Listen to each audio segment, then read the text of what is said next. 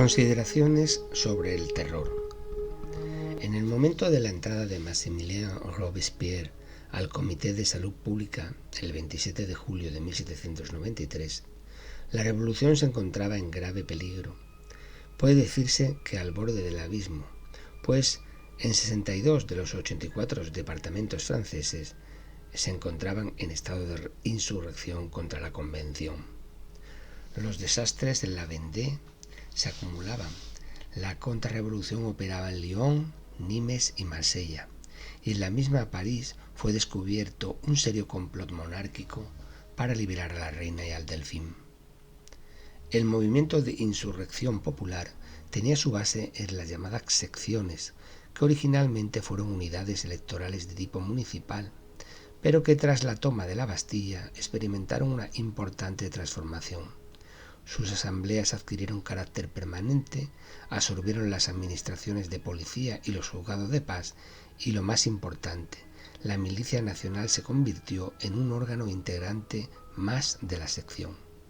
Cada sección contaba con su propio batallón armado y su pequeña batería de cañones. En ellas se fue imponiendo el tipo de mentalidad de los sans-culottes, la idea de justicia directa y vindicativa, vinculada con la doctrina de la insurrección permanente. Y ya a partir de 1792 comienzan a operar los tribunales populares, que practican una justicia popular sumarísima, sin formalidad jurídica alguna y sin ningún tipo de garantías para el reo. La retórica de la sangre terminó por imponerse en una sociedad dominada por la cólera, el miedo, la frustración y el hambre. El miedo pasó de mero estado anímico a instrumento para la lucha política, concentrada en esos momentos en la salvaguarda de la revolución. El peligro de la contrarrevolución y el miedo a la conspiración fueron, pues, los artífices de la unión entre la clase política y las masas. Y la llamada a la insurrección con el golpe de Estado jacobino del 2 de junio de 1793 fue muestra de la creencia en la legitimidad de la acción política directa por medio de la violencia. Esta llamada fue respondida por 33 de las 48 secciones de París, y los seccionarios invadieron la convención y en medio de un baño de sangre forzaron la convocatoria de nuevas elecciones para septiembre de 1792. Las matanzas en las prisiones de París y las provincias, sucedidas entre los días 2 a 6 de septiembre de 1792, son el clímax de esta violencia popular, en la que los improvisados tribunales populares ejecutaron a unas 1.400 personas, entre ellos a aristócratas, curas refractarios y presos comunes. La idea de que la violencia puede convertirse en una violencia instrumentalizada, es decir, en una forma de acción política, había triunfado en la sociedad francesa, hasta el punto de verse recogida en el texto jurídico de mayor rango normativo, la nueva Constitución de 1792. Los ejércitos republicanos se convirtieron en el instrumento del terror en los departamentos de Francia donde se hizo necesario aplastar mediante la violencia a los contrarrevolucionarios. Fouché y Collot-d'Herbois, convencionales comisionados con mando militar, se mostraron implacables en Lyon. Un decreto de la Convención había ordenado arrasar la villa. 2.000 sospechosos fueron ejecutados. También en Nantes se hizo ahogar en el Loira, sin juicio alguno, al menos a 2.800 sospechosos. La proliferación de decretos de la Convención, creando comisiones militares para la represión de toda oposición, contribuyó a incrementar el número de tribunales revolucionarios y el crecimiento sin control del aparato terrorista. Pero fue la ley de 10 de junio de 1794 la que terminó por llevar el terror a su apogeo. La finalidad de dicha ley queda bien clara en las tesis sostenidas por Couthon, mano derecha de Robespierre, en su exposición de motivos. El plazo necesario para castigar a los enemigos de la patria debe ser sólo el tiempo necesario para conocerlos. Se trata menos de castigarlos que de aniquilarlos. Con ella Robespierre pretendía una centralización del aparato de terror para dejarlo exclusivamente en manos de sus partidarios. El Tribunal Revolucionario de París quedó como único órgano competente en materia de crímenes políticos y los tribunales de excepción en los distintos departamentos provinciales, que tan represivo papel habían jugado durante la Guerra Civil, quedaron suprimidos.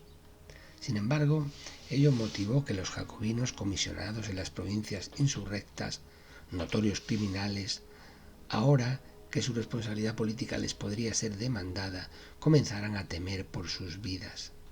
Y no iban descaminados, pues a pesar de la importante victoria de los ejércitos revolucionarios en Fleurus el 26 de junio de 1794, que alejaba la amenaza de las potencias extranjeras, el Tribunal Revolucionario desencadenaba una gran ola de ejecuciones en la guillotina. En solo 6 semanas, entre el 10 de junio y el 21 de julio de 1794, el Tribunal de París dictó 2.554 condenas a muerte. Quien comparecía ante el mismo solo podía esperar un tipo de pena, la capital, o tal vez una muy improbable absolución. La extrema dureza de esta ley generó un clima insoportable de desconfianza e incertidumbre entre los ciudadanos.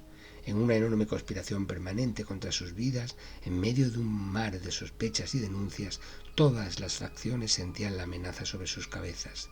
El paroxismo nervioso era tal que ni los convencionales más destacados se sentían a salvo en este ambiente tenso de terror y de emergencia generalizado. Pero la extinción de la amenaza extranjera y la desaparición de la alarma que generaba acabó por desacreditar al gobierno revolucionario, pues racionalmente ante la opinión pública la prolongación del terror no tenía justificación. La rivalidad entre el Comité de Salud Pública y los técnicos del Comité de Seguridad General, que se ocupaban de la logística militar, se agravó, y la mayoría de la Convención comenzó a comprender que las drásticas medidas contenidas en esta ley solo eran una forma de asegurar la dictadura de Robespierre. El golpe de Estado del 9 Termidor, 18 de julio de 1794. Según el historiador británico Peter McFee, había 4 grupos significativos de diputados que se sentían amenazados de muerte y por tanto con motivos suficientes para matar al dictador.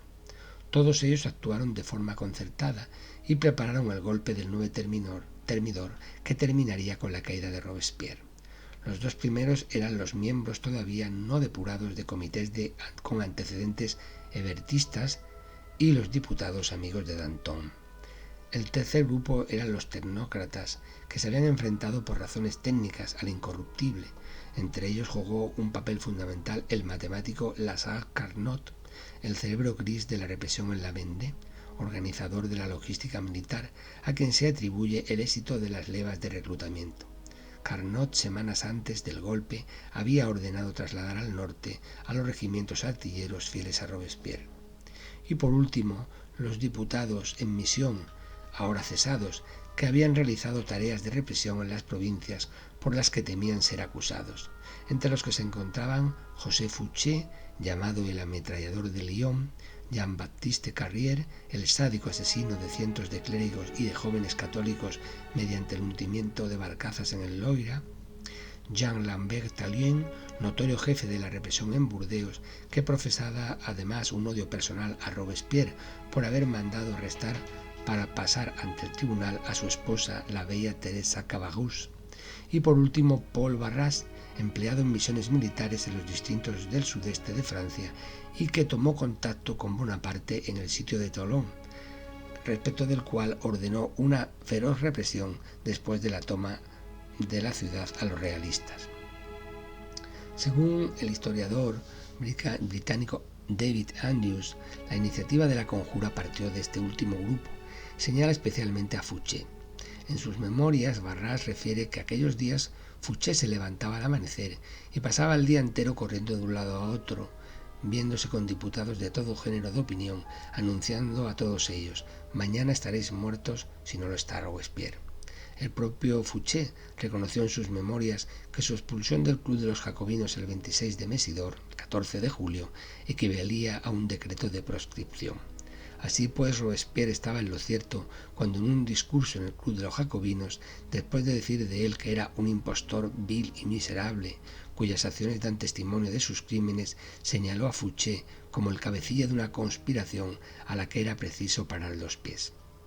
En la tarde del 9 Termidor, Robespierre el Incorruptible, el miembro más destacado del club jacobino, que había gobernado la convención con mano de hierro y presidido la celebración multitudinaria en el campo de Marte de la fiesta del Ser Supremo, fue acusado de tiranía por los mismos diputados jacobinos que lo auparon en la sede de la Convención Nacional, e inmediatamente detenido junto con sus aliados Louis Saint-Just y Georges Couthon, y los también miembros del Comité de Salud Pública Philippe Lebas y su hermano menor Agustín Robespierre.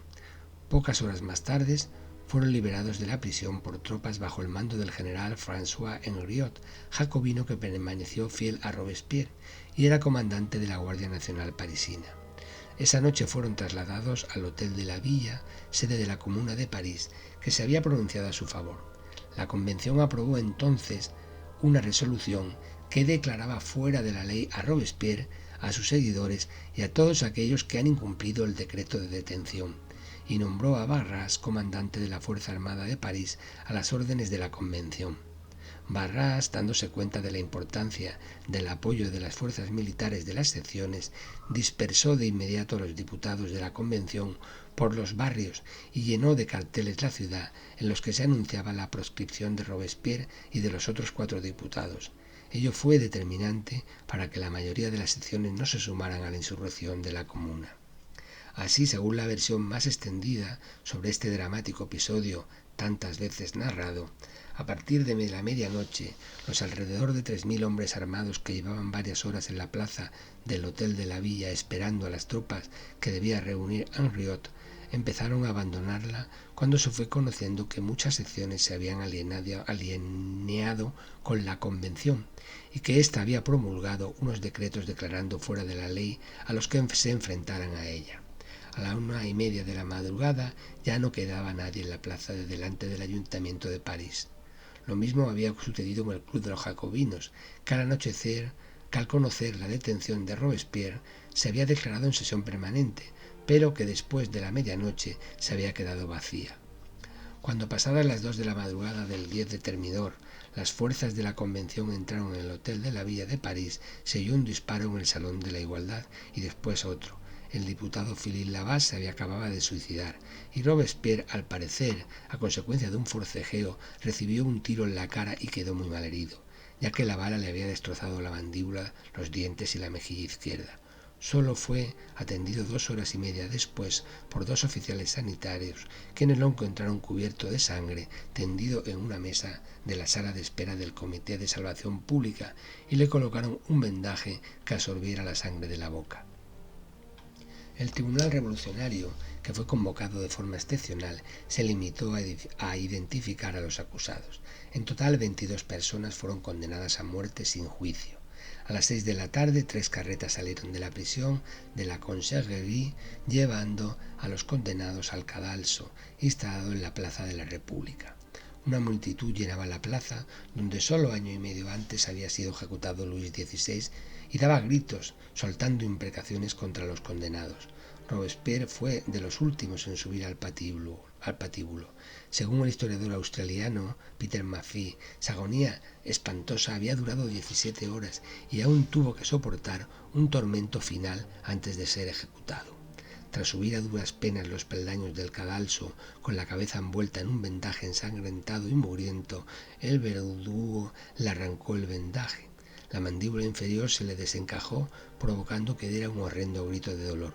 Su rostro lívido y ensangrentado quedó expuesto a las miradas de la multitud, y al caer la cabeza en la guillotina se oyeron grandes aclamaciones. Después de estas ejecuciones se completó la derrota de la Comuna con la muerte de otros 82 de sus miembros, los que empezaron a llamar robespierristas, un término que entonces aparece como equivalente a criminal. Hombres desconocidos, procedentes del proletariado, que fueron conducidos al cadalso sin pruebas y sin forma alguna de proceso. Y es que a partir del día siguiente comenzaron a difundirse en la prensa, en panfletos y folletos, una serie de fábulas sobre Robespierre, dirigidas a justificar su detención y ejecución sumaria. Algunas de ellas fueron inventadas por los miembros de los 2 comités que habían protagonizado su caída. Se trataba de una operación en toda regla de damnatio memoriae. fábulas difíciles de creer, según reconocería años más tarde en sus memorias el propio Barrás, pero absolutamente imprescindibles para convencer al pueblo de que había que apoyar al Directorio. Desde agosto de 1794, los termidorianos, antiguos terroristas, pensando sobre todo en sus cabezas, se lanzaron a predicar clemencia y humanidad con gran satisfacción del pueblo y lanzaron la ofensiva contra los últimos representantes del régimen de Robespierre, y en una especie de terror blanco se revolvieron también contra los reaccionarios y realistas que pretendían la restauración de los Borbones. El Directorio y sus principales figuras políticas. En septiembre de 1795 se publicó la Constitución del año 3, que pretendía asegurar el ejercicio pacífico del poder a la burguesía dominante y sobre todo impedir la dictadura personal y la insurrección de cualquier grupo político radical. Hacía residir el poder ejecutivo en un órgano llamado Directorio, compuesto por 5 miembros, pero de hecho gobernado por Paul Barras, ex vizconde, ex jacobino, ex regicida, que supo prevalerse de su designación como comandante de las tropas que asaltaron el Hotel de la Villa y enviaron a Robespierre al patíbulo. Desapareció la convención, se estableció el sufragio censitario, se eligieron 2 cámaras, el Consejo de los 500 y el de los ancianos, que funcionaba en la práctica como un senado. En líneas generales, durante el Directorio la reacción ganó terreno. Se restableció el culto católico, se cerraron los clubes políticos y los monárquicos levantaron la cabeza. Pero aumentó la carestía y la miseria, y las turbulencias políticas degeneraron en frecuentes motines de uno y otro signo. En aquel mundillo de logreros y advenedizos, siempre al calor de prevaricaciones y crueldades, Barras poseía el cinismo y la desfachatez del más desvergonzado de los políticos. Vivía en un ambiente de lujo y daba fiestas suntuosas donde concurrían las más hermosas mujeres de París. Destacaban entre ellas Madame Tallien, conocida como Madame Thermidor, inteligente mujer, sin escrúpulos morales, de notable influencia política y que en aquel momento compartía su lecho entre su marido y Barras. La lánguida Madame Recamier, que ayudó a la Tallien a triunfar en la moda y en la vida mundana, y Josefina Beauharnais, la amante oficial de Barras, una hermosa criolla con la que se paseaba en un lindo coche tirado por 2 espléndidos caballos negros que procedían de las caballerizas del rey Luis XVI. La figura más siniestra de aquel puñado de oportunista que se agrupó en torno a Barras fue José Fouché, un profesor de oratorio que había colgado los hábitos al iniciarse la revolución. Elegido para la convención en 1792, se convirtió en uno de los señores del terror, organizador de las matanzas de Lyon, votó la muerte del rey y fue uno de los principales promotores de la conspiración del Termidor. Demasiado comprometido por su actuación pasadas, tras el golpe abandonó la escena y se escondió durante 3 años en un cuchitrel de París, de donde lo sacó, consciente de su valía como espía y delator, su antiguo camarada jacobino Barras. En 1796, con su inestimable ayuda, se pudo descubrir y aplastar la célebre insurrección de los Iguales, encabezada por François Babeuf, que pretendía acabar con el Directorio e instaurar un régimen sin propiedad privada.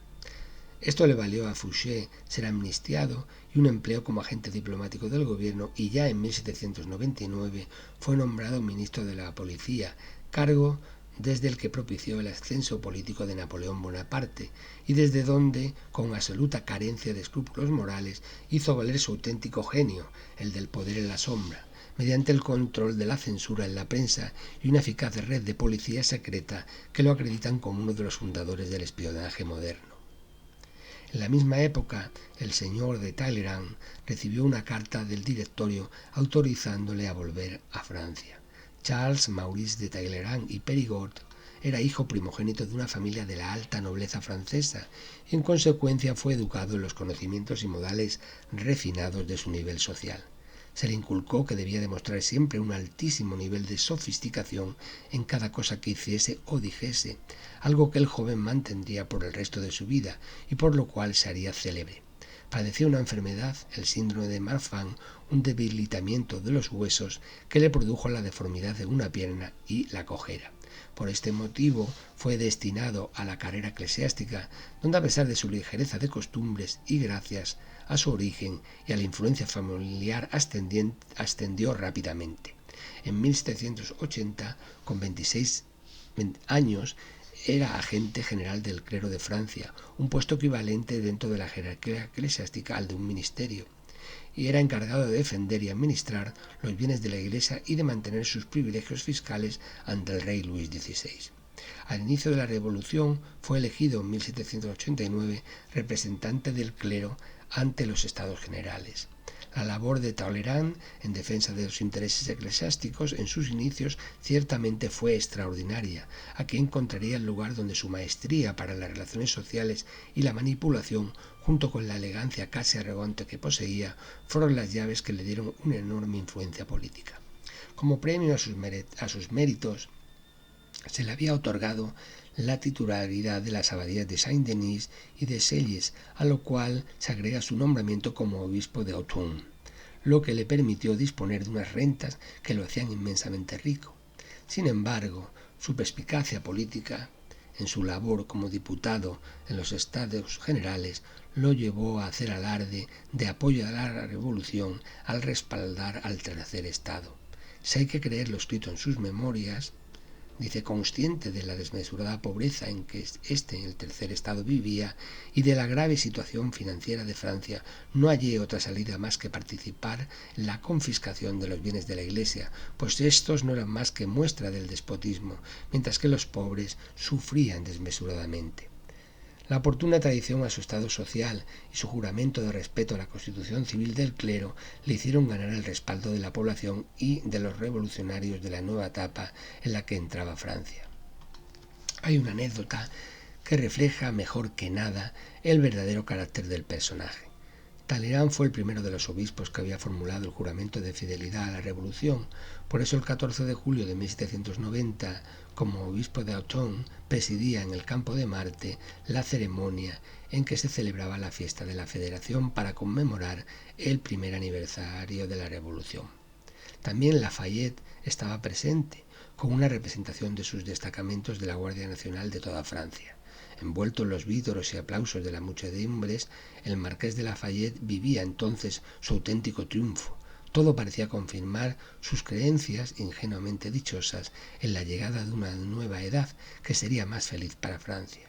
Se cuenta que cuando Lafayette, embriagado de éxito y temblando por la emoción, acudió a prestar ante el obispo el juramento de fidelidad al rey y a la Constitución, Talleyrand le susurró cínicamente: «Por favor, no me hagáis reír». En 1792, Talleyrand abandonaba la Iglesia y se inicia en su carrera diplomática, en la que cosecharía tantos triunfos como embajador de Francia en Londres, con el fin de informar a la monarquía británica sobre la política francesa.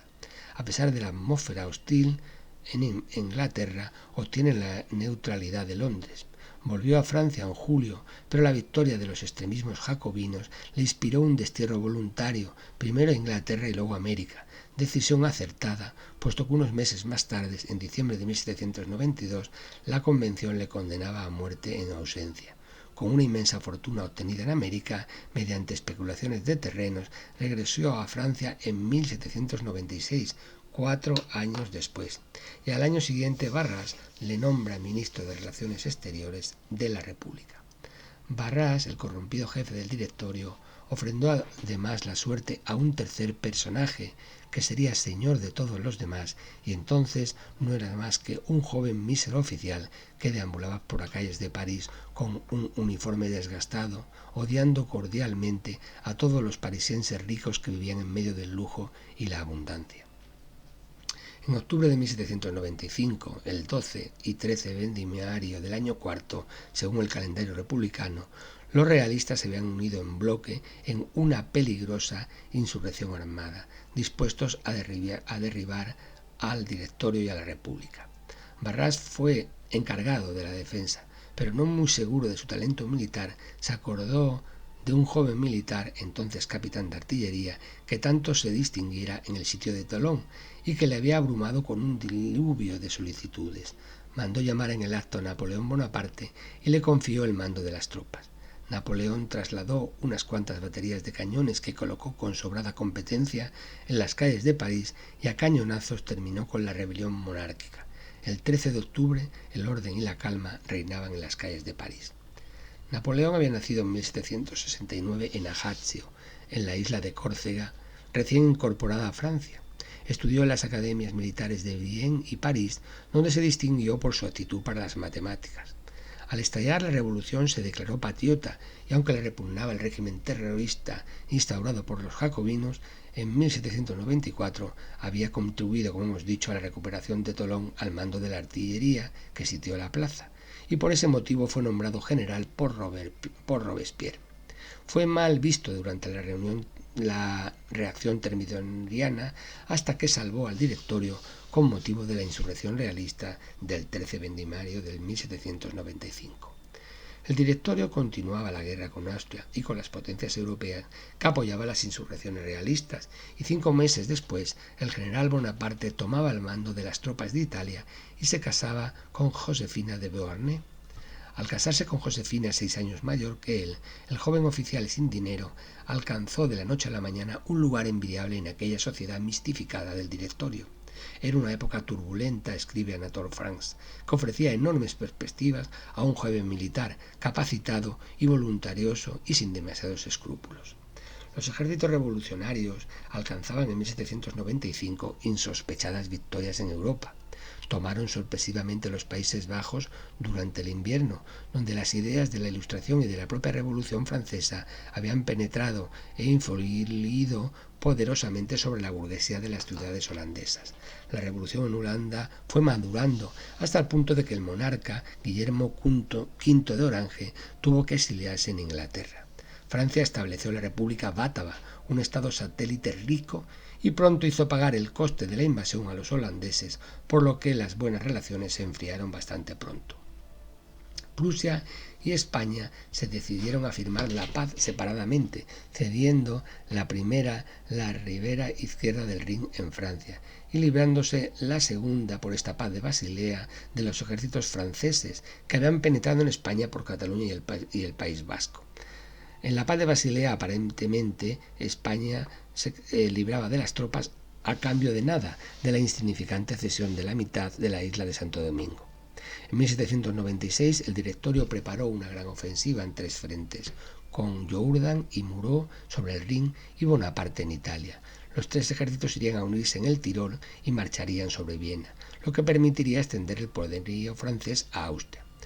Jourdan y Moreau avanzaron rápidamente en Alemania, y Moreau había alcanzado Baviera y el borde del Tirol en septiembre, pero Jourdan fue derrotado por el archiduque Carlos y ambos ejércitos se vieron forzados a retirarse a lo largo del Rin.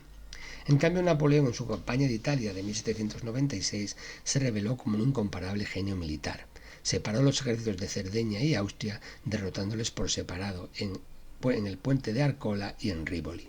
Forzando la paz a Cerdeña, conquistó Milán y capturó Mantua, rindiendo un ejército de 18.000 austriacos. El archiduque Carlos no pudo detener la invasión del Tirol y el gobierno austriaco pidió la paz, que se firmó en Campo Formio el 17 de octubre de 1796. Este tratado marcó el final de la primera coalición y el final de la primera fase de las guerras revolucionarias francesas. En Campo Formio, Austria cedía a Bélgica, los antiguos Países Bajos españoles, a Francia, y reconocía el control francés sobre el Valle del Rin y gran parte de Italia. La República de Venecia, cuya neutralidad no fue respetada, fue tomada por las tropas de Bonaparte en 1797, que simplemente comunicó al Dux de la gloriosa República milenaria que ésta había dejado de existir. Sus territorios fueron divididos entre Francia y Austria, que recibió Dalmacia y las posesiones venecianas hasta el Alto Adigio. Bolzano. Por su parte, Bonaparte creaba en el norte de Italia un estado satélite llamado la República Cisalpina, que comprendía los territorios del rico valle del Po y luego se extendió a los territorios de Cispadania y a los de la mitad occidental de la República de Venecia. En Milán se estableció una peculiar corte revolucionaria que presidía junto a su esposa Josefina, donde, rodeado de su numerosa familia, el peculiar clan Bonaparte daba banquetes y suntuosas fiestas en las que desfilaban los jóvenes militares que pronto integrarían los cuadros de mando del más famoso ejército, el ejército napoleónico: Murat, Augereau, Berthier, Marmont, Soult y Junot. En febrero de 1798, el Directorio ordenaba la ocupación de Roma, que fue saqueada, expulsó al Papa e instituía la República Romana. En marzo creó la República Helvética, ya que necesitaba el territorio suizo como vía de acceso a Italia, y se apoderó del tesoro de la Confederación. Bonaparte, ya desde sus primeras victorias militares, practicaba en los territorios ocupados un despótico régimen de terror militar y represión. Aparece por primera vez el concepto de guerra total, una planificación logística que ponía la totalidad de los recursos nacionales al servicio del invasor y de su maquinaria bélica. Por ello, pese a la innegable difusión de los ideales de progreso de la Revolución, los franceses fueron considerados en toda Europa unos invasores rapaces que, para apoderarse de las riquezas del país, perpetraban las peores violencias contra la población y fueron odiados y temidos por igual. En todo el continente, la marcha triunfal del ejército francés auguraba la derrota de Gran Bretaña, la única potencia que desde 1797 proseguía en guerra contra Francia. En Gran Bretaña, la interrupción del comercio con el continente, los gastos de guerra y las malas cosechas de unos inviernos rigurosos incrementaron la miseria de la clase obrera en las ciudades industriales y la situación puso al gobierno en dificultades. William Pitt se vio obligado a adoptar medidas draconianas para impedir la difusión de las ideas revolucionarias francesas en la Gran Bretaña y a combatir toda veleidad de traición con la suspensión temporal del habeas corpus. La oposición llegó a acusar de tiranía a Pitt y el Banco de Inglaterra, y los círculos financieros londinenses le advertían de que la prolongación de la guerra perjudicaría notablemente el bienestar económico alcanzado en la Gran Bretaña en los últimos 50 años. Pero Pitt prosiguió con tesón el esfuerzo bélico y lo llevó hasta el extremo, sabiendo lo que Gran Bretaña se jugaba si Bonaparte conseguía imponer su absoluta hegemonía en Europa. En mayo de 1798, Bonaparte se embarcó con un potente ejército en Tolón rumbo a Egipto. El objetivo de la expedición, a través de la conquista de este país, pretendía cortar las comunicaciones con la India y herir a Gran Bretaña en la colonia que por entonces era su principal fuente de riqueza. Los británicos, alertados por el servicio de espionaje, consideraron descabellado el plan, y la Armada británica estaba más atenta a una hipotética invasión francesa desde el Canal de la Mancha.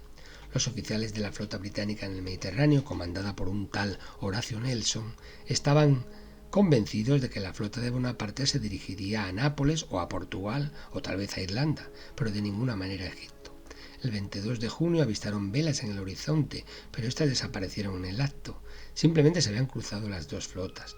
Nelson llegó a Alejandría el 29 de ese mes y se confirmó que allí no había ningún francés, y de inmediato regresó al mar para proseguir con la persecución.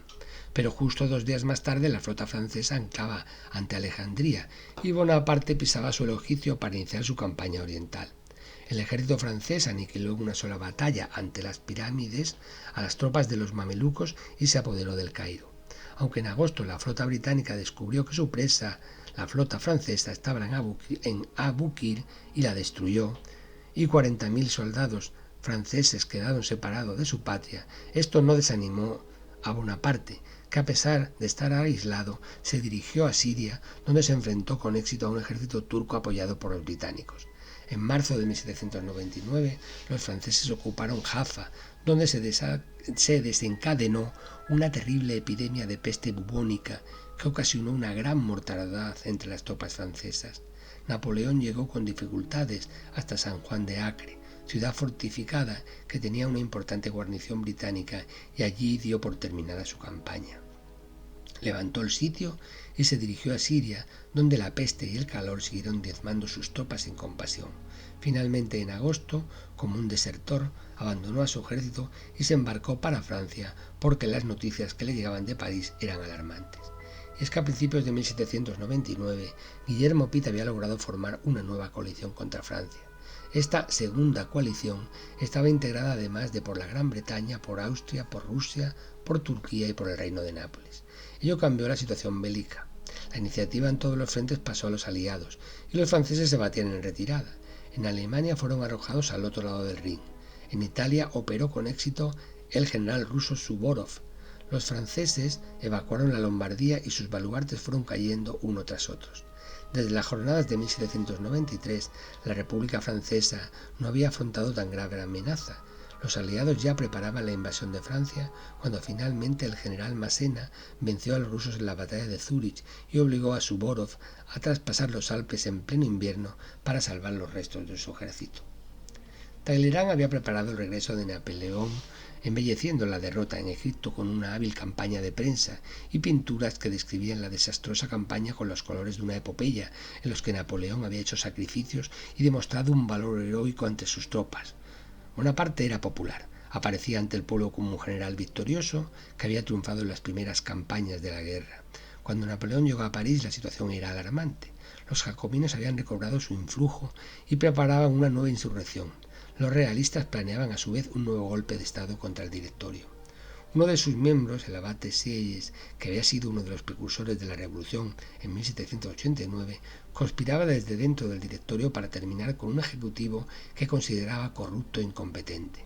Bonaparte deseaba tanto como Sieyes el final del corrupto régimen del Directorio y preparó junto a él y a sus hermanos un golpe de Estado en el que la participación de Sieyes como veterano de la Revolución garantizaba que la transición permanecería fiel a los antiguos ideales de la Revolución, legitimándolos.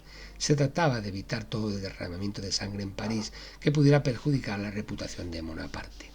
El golpe de Estado se efectuó el 18 brumario, 9 de noviembre de 1799.